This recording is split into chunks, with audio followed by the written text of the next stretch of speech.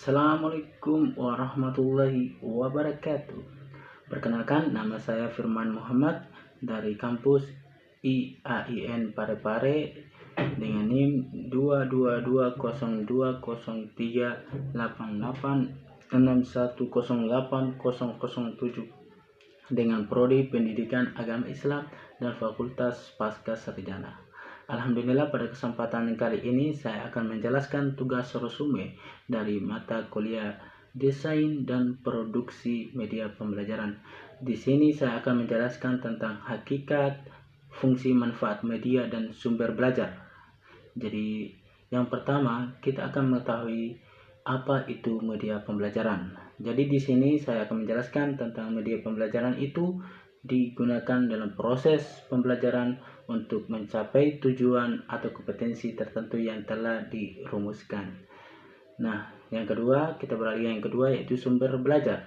Jadi sumber belajar ini sebagai semua sumber data manusia dan barang yang dapat dipakai oleh pengajar sebagai suatu sumber tersendiri atau dalam kombinasi untuk memperlancar belajar dan meliputi pesan, orang, material, alat, teknik, dan lingkungan. Nah, sumber belajar ini dikelompokkan menjadi dua. Yang pertama, sumber belajar yang didesain. Jadi sumber belajar yang didesain itu sumber-sumber belajar yang secara khusus dikembangkan sebagai komponen sistem instruksional yang diharapkan dapat membantu kemudahan kegiatan belajar yang bersifat formal ataupun non-formal dan mempunyai tujuan tertentu. Dan yang kedua, sumber belajar yang dimanfaatkan, yaitu sumber belajar yang bersumber yang tidak secara khusus didesain untuk keperluan pembelajaran, namun dapat ditemukan, diterapkan, dan digunakan untuk keperluan belajar. Dan kita beralih ke tiga, yaitu peran media dan sumber belajar. Jadi peran media pembelajaran ini, kalau menurut Ahmad Rohani, itu media pembelajaran mengatasi perbedaan pengalaman pribadi peserta didik. Nah, kemudian media pembelajaran ini mengatasi batas-batas ruang kelas. Dan selanjutnya mengamati benda yang terlalu kecil dan mengamati benda yang bergerak terlalu cepat atau terlalu lambat. Selanjutnya mengamati suara yang halus untuk didengar. Dan selanjutnya mengamati peristiwa-peristiwa alam. Dan yang terakhir, media pembelajaran berperan membangkitkan minat belajar yang baru. Jadi peran media pembelajaran ada dua. Yang kedua itu peran sumber belajar. Jadi peran sumber belajar ini terbagi menjadi dua. Yang pertama, menjembatani anak atau siswa dalam memperoleh pengetahuan belajar. Jadi yang kedua, mentransmisi rangsangan atau informasi kepada anak atau siswa. Jadi kita melangkah ke selanjutnya, yang keempat adalah manfaat media pembelajaran. Jadi manfaat media pembelajaran seperti dikemukakan oleh Kemp dan Dayton.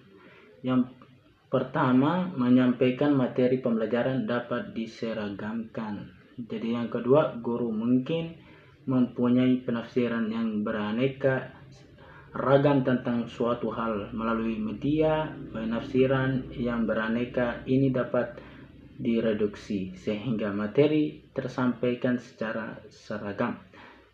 Yang ketiga, proses pembelajaran menjadi lebih menarik. Yang keempat, media dapat menyampaikan informasi yang dapat didengar audio dan dapat dilihat visual, sehingga dapat mendeskripsikan prinsip, konsep, proses maupun prosedur yang bersifat abstrak dan tidak lengkap menjadi lebih jelas dan lengkap. Dan yang kelima, proses pembelajaran menjadi lebih interaktif. Yang keenam, jika dipilih dan dirancang dengan benar, maka media dapat membantu guru dan siswa melakukan komunikasi dua arah secara aktif tanpa media, guru mungkin akan cenderung berbicara suatu arah kepada siswa. Selanjutnya 7, jadi jumlah waktu belajar dapat dikurangi. Yang ke-8, seringkali terjadi peran guru banyak menghabiskan waktu untuk menjelaskan materi ajar, padahal waktu yang dihabiskan tidak perlu sebanyak itu jika mereka memanfaatkan media dengan baik. Yang ke-9, kualitas belajar siswa dapat lebih ditingkatkan. Jadi yang ke-10, penggunaan media tidak hanya membuat proses pembelajaran lebih efisien, tetapi juga membantu siswa menyerap materi ajar secara lebih mendalam dan utuh. Yang ke-11, proses pembelajaran dapat terjadi di mana saja dan kapan saja. Yang ke-12, media pembelajaran dapat dirancang sedemikian rupa sehingga siswa dapat belajar di mana saja dan kapan saja mereka mau tanpa bergantung pada keberadaan guru. Sikap positif siswa terhadap proses belajar dapat ditingkatkan.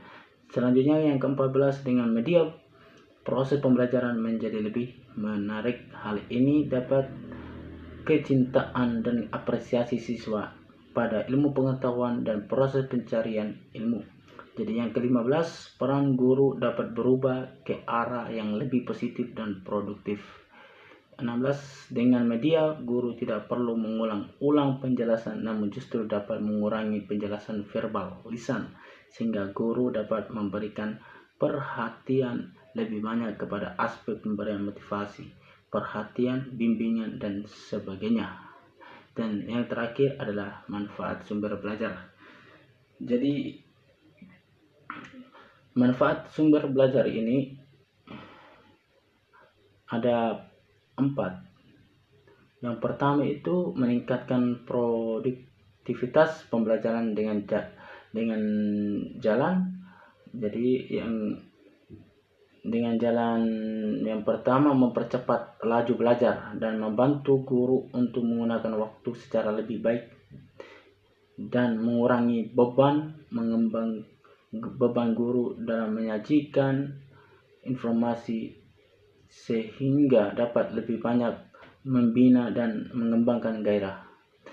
Yang kedua, memberikan kemudahan pembelajaran yang sifatnya lebih individual dengan cara mengurangi kontrol guru yang kaku dan tradisional, memberikan kesempatan bagi siswa untuk berkembang sesuai dengan kemampuannya, memberikan dasar yang lebih ilmiah terhadap pembelajaran dengan cara merancang program pembelajaran yang lebih sistematis dan mengembangkan bahan pengajaran yang lebih dilandasi oleh penelitian.